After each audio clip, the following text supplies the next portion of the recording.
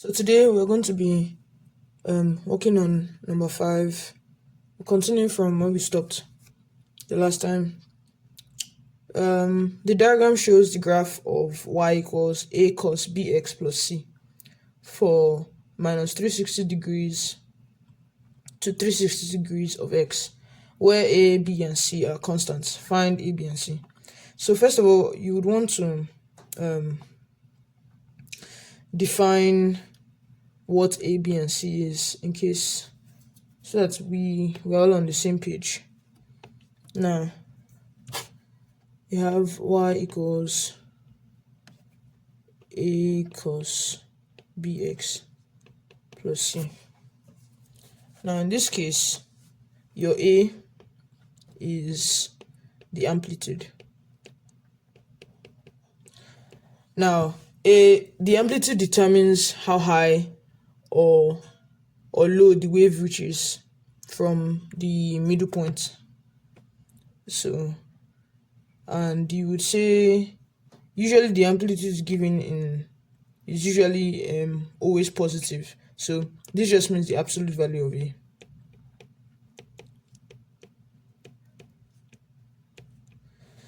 You can find the amplitude by determining the maximum and minimum values of y. In this case, maximum value of y is 1 right here, and the minimum value, this is minimum value, this is minus 9.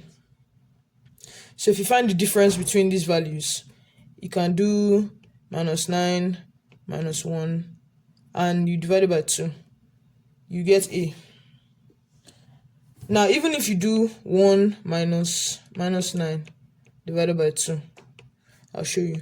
Minus 9 minus 1 is minus 10, so minus 10 over 2 is minus 5. Here 1 minus 9 is 10. That's 1 plus 9 divided by 2, which is 5. Now you'll be thinking, oh, but it's not the same thing now. But remember we said up here that the amplitude is the absolute value of a. So the absolute value of a negative number is the positive of that number, and the absolute value of a positive number is still positive. So the answer a is 5. Again, to find the amplitude, I just found the difference between the highest point and the lowest point of the graph, of the y part of the graph, and then I divided by 2 to find the average, because the amplitude is how high or how low the wave goes from its midline. So how high or how low the wave goes from its midline, meaning it goes this is the midline, right? And it goes 5 steps from its midline. So this is 1 2 3 4 5, and if you go up as well, 1 2 3 4 5. So minus 4 is the midline, but it goes 5 steps below and 5 steps above the midline. So your 5 is the amplitude.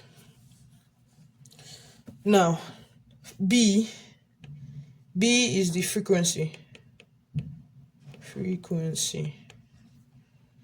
So this is your amplitude.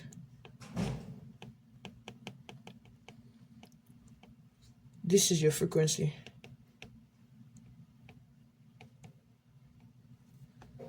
Now, what is your frequency? Your frequency determines how many cycles occur within an interval. Now your interval in this case is minus, like what they gave you at the beginning, minus 360 degrees to 360. So which means that a higher frequency means more cycles.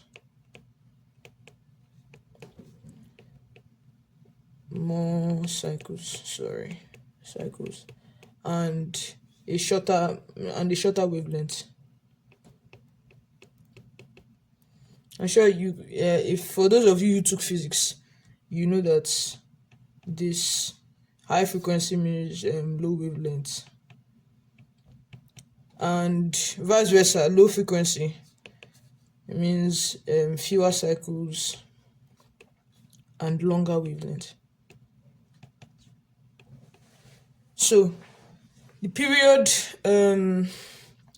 okay, now the period of a cosine function, period of a sine function, period of a cosine function, and period of a tangent function are all different. So the period of a cosine function is 2 pi over b.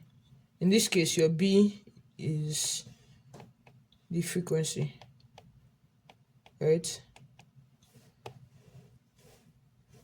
This is if it's in radians. If it's in degrees, you say 360 over b. Now to find b,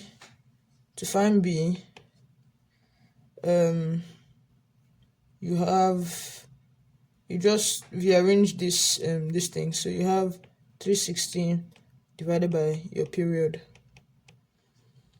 Now you ask, but how do we find the period? Okay, the period is the length of one complete cycle. One complete cycle. If we go back here, let's take this out.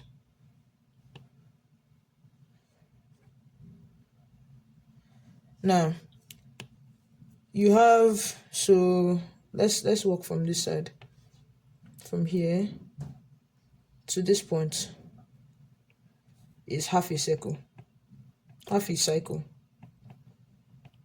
Think of a cycle as a full circle, right? That would be easier to do. And if you have half a cycle, which is this, that's what's basically what you have here. Now a full cycle will be going from here, right, back to your point. That's what it look like if it's a normal circle, but this is not a normal circle. So to go from here, this midpoint, right, to go from here and to meet back at the midpoint. So this is your midline. This is like the so remember when you have a center of a circle. So this is like the center of your circle, right? So that's your midline. So everything has to come back to this midline. And if you have this is half, this is one, this, so here, from here to here is one full cycle. Now from here to here, if you look at, we're looking for the x values of from this point to this point. So this is from 360 to minus 120. Now how many degrees is that? So this is from 0 to 360 is 360, right? From 0 to minus 120 is 120. If you add those two, 360 plus 120 is 480. So that's your period. Basically, you're trying to find what x values, the distance, right? Distance of the entire period, or the distance of the of one full cycle. That's what the period is. The period is the length of a complete cycle, and the length of a complete cycle, you are measuring the x values. So in this case, it goes from minus 120 to 360. And even if you count, okay, let's say this is 60, right? From here to here is 60 degrees. Here to here is another 60 degrees. So you have 60, 120, 180, 240, like that. So when you reach here, you reach 480.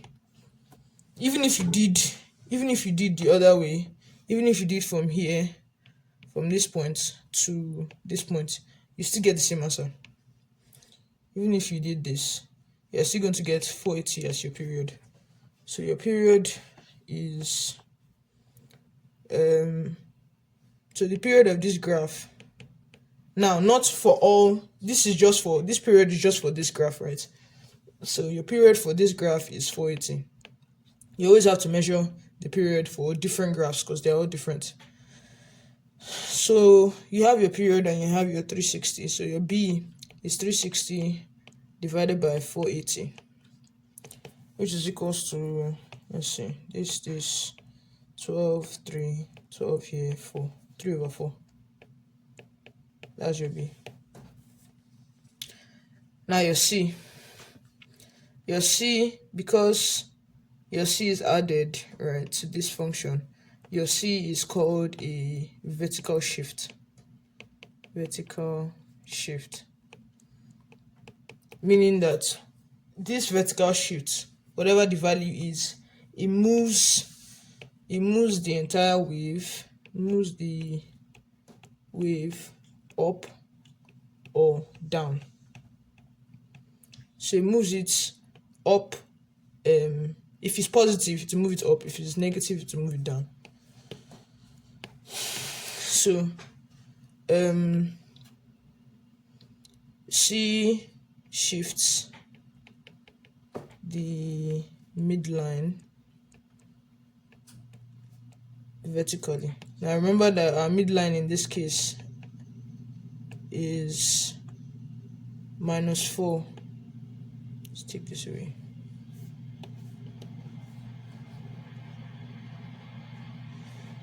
This is our midline.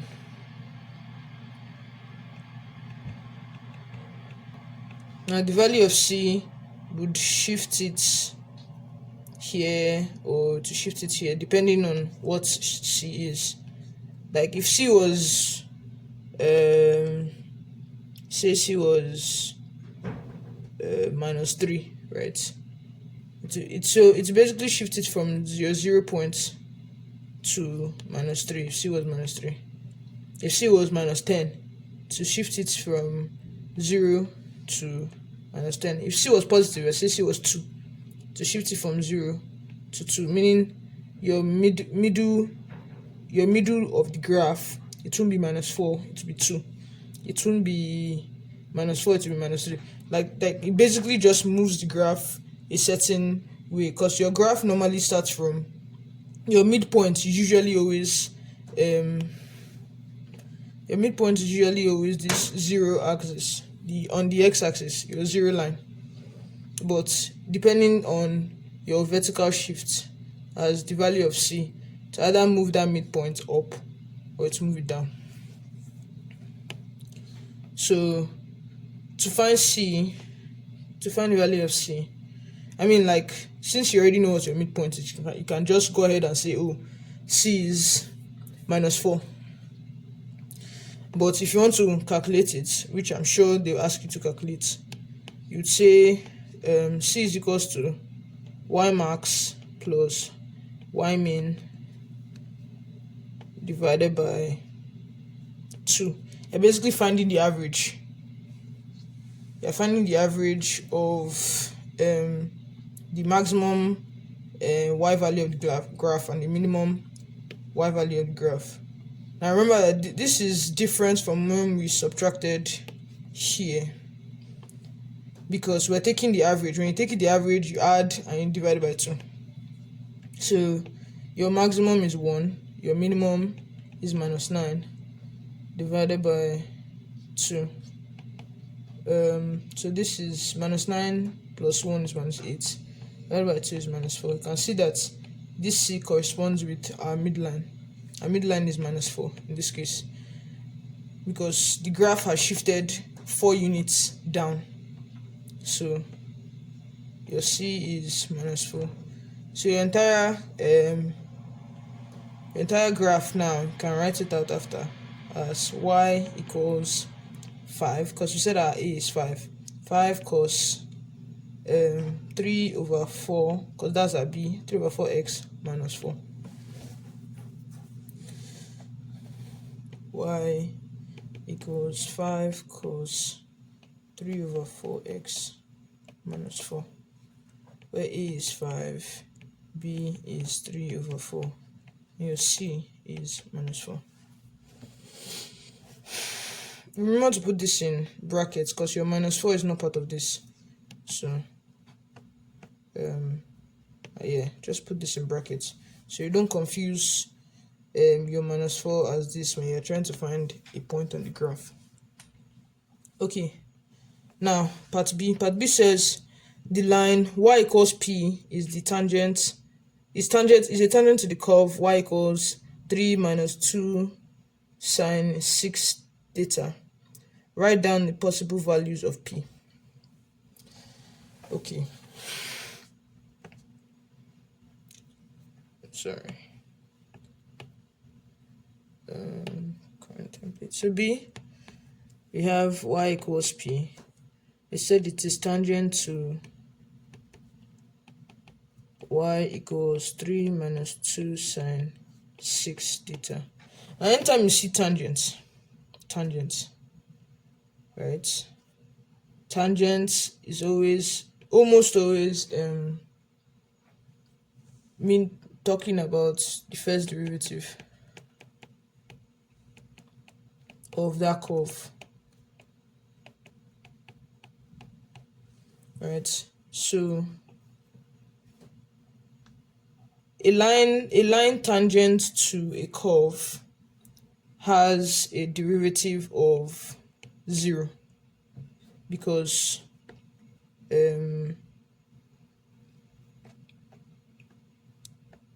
derivative is almost like I want to say it's almost like the slope, but yeah, basically I'm just going to note it here. For a line tangent to a curve has a derivative of 0 at that point. Yes. Well, I guess this is worded wrongly. A line tangent to a curve. So the curve has the curve derivative of the curve's derivative of at that point, it will be 0 if that line is tangent. So our curve in this case is y 3 minus 2 sine 6 theta. Now if you do your dy, it's not x in this case, it's theta, so dy d theta will be, so you would differentiate this. If you differentiate just this 6 theta, you get 6, right? So you bring it out. It's like chain rule. Let's do this step by step. So derivative of a constant is 0, right? And then you have minus. So when you're differentiating sine 2 theta, right, you would bring out, you differentiate this, what is inside this bracket, and bring it out, multiply it. That's the fastest way that I differentiate. So if you do that, that would be 2. Then differentiation of sine is cosine. Differentiation of sine is cosine, and differentiation of cosine is minus sine. This should be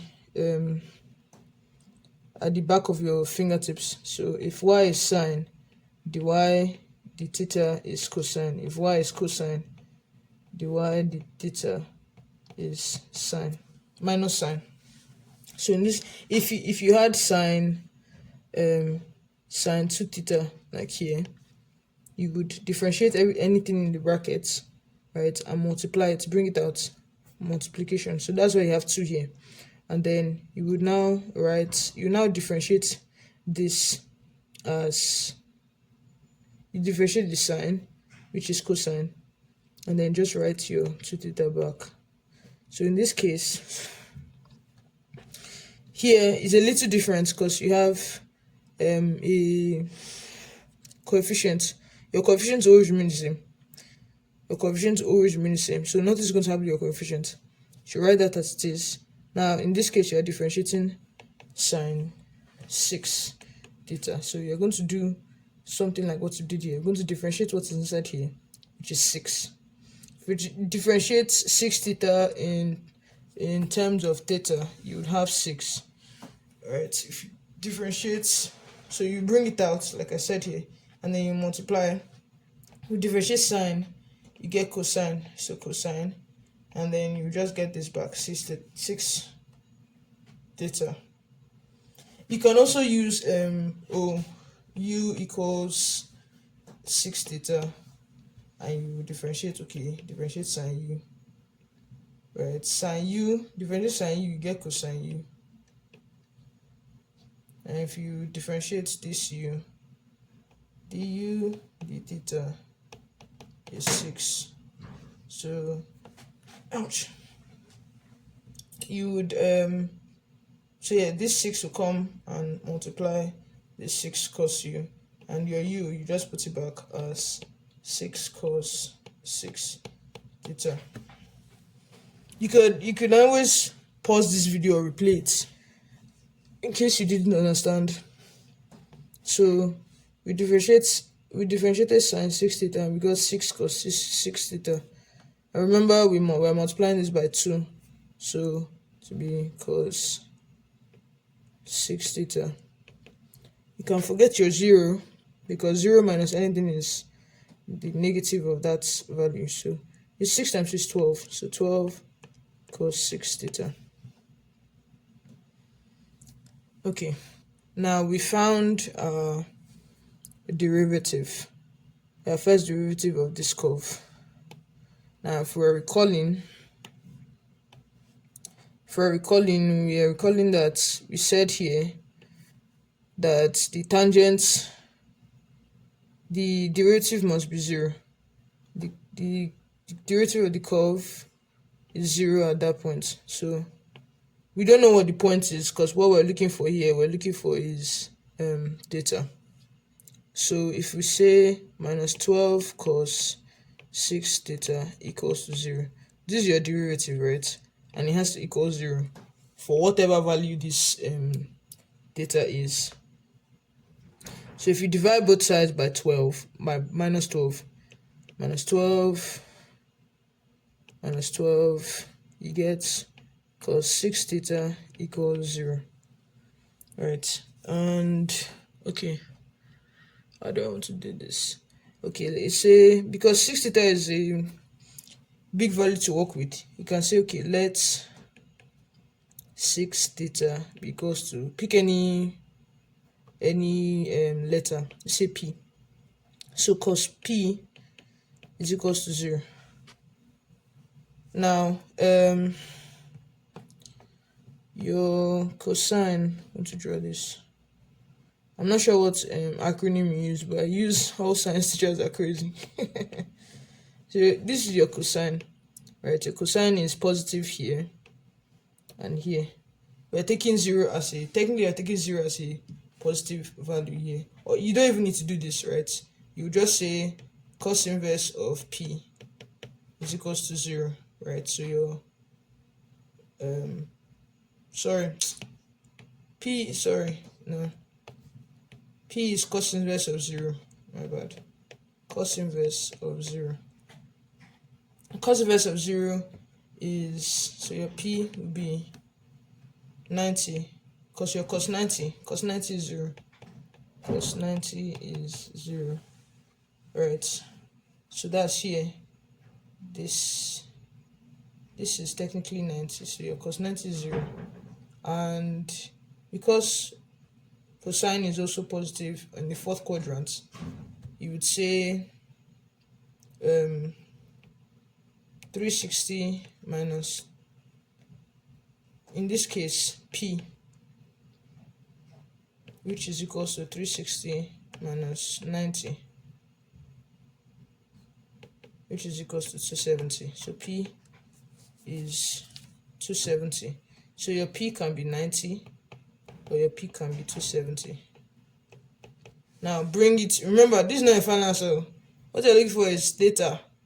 I just substituted this 6 theta out, so we don't have to work with big values. So bring this theta back here. So we said 6 theta is equals to p, and we have two different values of p. So your 6 theta is equals to 90, or your 6 theta is equals to 270. So your theta is 90 divided by 6, which is 15. Your theta is 270 divided by 6, which is 45. I'll note it again because I actually think I wrote this wrong. So I'm going to note this again. The derivative of a curve at its tangent point must be 0,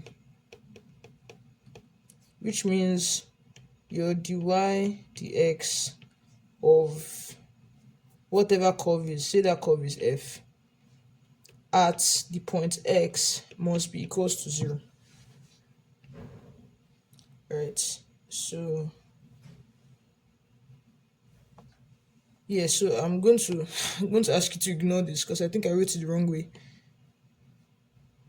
But if you understood what I wrote before, then that's fine. But yeah, this is a rule you must not forget at all. The derivative of a curve at its tangent point must be 0. So, do we answer the question? Write down possible values of p.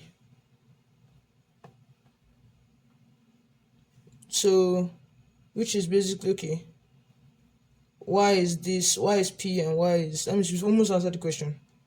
We found values of theta, right? Now, we are going to equate that to p, because if y is equals to 3 minus 2 sine 6 theta and y is equals to p, that means 3 minus 2 sine 6 theta must be equals to p, and we're looking for p. I guess I shouldn't have used p here in that case, but yeah.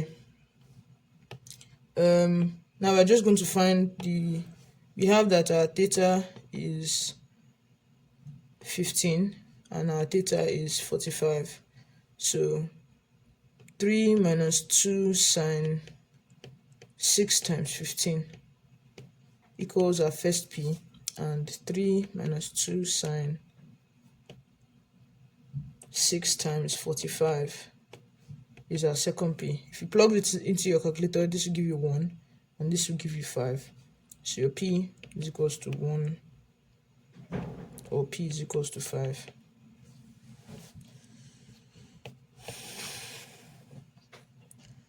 Now let's double check from our set here that p is equals to 1 or p is equals to 5. From our mark scheme for our question A, we had A is 5, B is 3/4. Now OE just means or equivalent.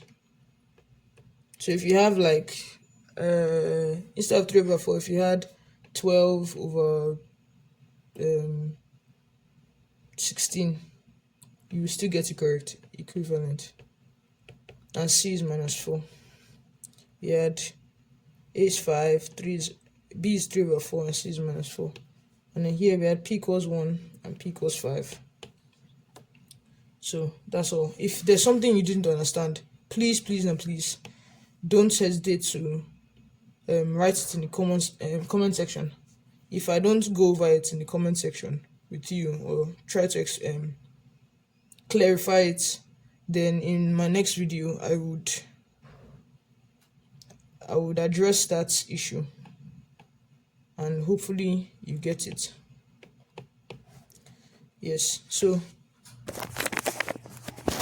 and also if you have any math questions that you want me to answer, also put that in the comment section, and I would make a separate video about it, just explaining that that topic like I did with sets. Alright, that is all for now. Thank you.